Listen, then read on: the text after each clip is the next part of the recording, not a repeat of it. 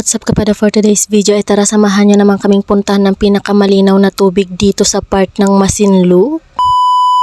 Ito na nga mga kapada, yung hinihintay ninyo ang pagbo-voice over ko na matagal nyo ang hinihintay. Ay, iso agarot.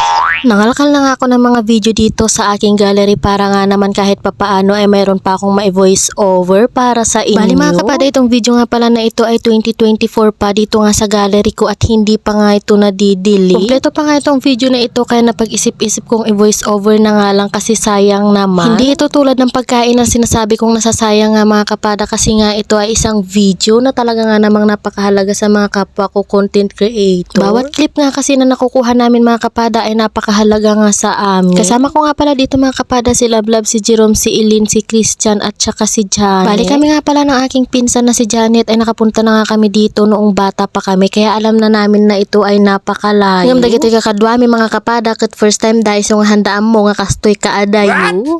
Ito nga palang pupuntahan namin mga kapada ay tinatawag nga palang Kuto Mines dito nga sa Zambales, Masinloc. Malayo nga pala ito mga kapada sa sentro nga ng Masinloc. Tapos may mga parts sa daanan na hindi nga maganda. May mga bato rin kasi kaming nakita na mga matatalim. Humihinto-hinto nga kami dito mga kapada para nga magpahinga kasi nga naman nakakapagod.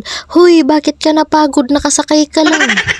Pero legit na legit yung pagod mga kapada kahit nga nakasakay ka lang kasi nga naman yung daan. At kahit nga may kapangitan nga yung daan mga kapada at napakalayo ay sulit din naman. Pagkarating nga namin dito mga kapada ay dito na nga kami pumesto sa baba kasi nga naman dun sa mismong pinagliliguan ay napakaraming tao. Apa ay mabuting katitao. Sa totoo lang kasi mga kapada ay mahiyain nga ako. Huy, wag mo nang lukuhin yung sarili mo kapada. Sinamahan ko nga mga kapada itong si Eileen tsaka si Janet para nga tignan yung itsura dito sa taas sa mismo nga pinagliliguan. Ay, iso agar. Iniwan na nga muna namin sa baba yung mga kasama naming mga lalaki at sila nga ang nagluto. Ay, bagi damot at agluto. Alam niyo ba mga kapada na sa lahat nga ng napuntahan kong paliguan ay ito nga lang yung tubig na hindi nga lumalabo kahit nga napakarami ng tao. Hindi nga kami masyadong handa dito kaya nga makikita nyo dyan na plastic na yung pinaglagyanan namin ng aming pagkain. Di bali ata nalinis man.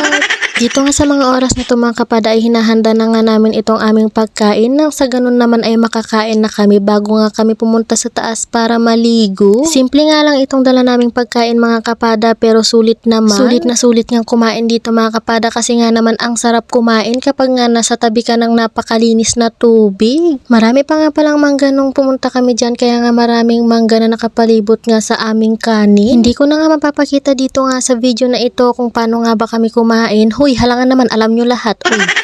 Hindi nyo na nga makikita yung video nga na kumakain kayo mga kapada kasi nga wala na nga rin dito sa aking gallery. Sayang naman. Siyempre mga kapada, dahil tapos na nga kaming kumain ay pumunta na nga kami dito sa taas para nga magmuni-muni. Han nga muni-muni ay kapada, mabain lang kayo. Ay sus kapada, ayusin mo naman yung pag-voice over mo. Nag-iilog-alog ka na naman. Dahil nga hapon na kaming nakarating dito nga sa Kuto Mines ay susulit-sulitin na nga namin ang maligo kasi nga naman anong oras na rin niya. Ay, iso agarot.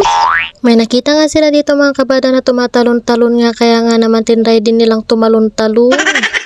Itatry ko nga rin sanang tumalon kaso nga lang nauunahan nga ako ng nervyos. Nervyosa ati kabada yaw. Dito nga sa video na ito, sa paglalakad nga dito sa pagtatalunan ay hindi nga ako yan. Kung nakita nyo nga mga kapada, yung unang ang pinakita ko sa inyo na pinagliliguan ng aking mga kasama ay dun nga lang din ako naligo. Magpaijay, tahanak ng malmas.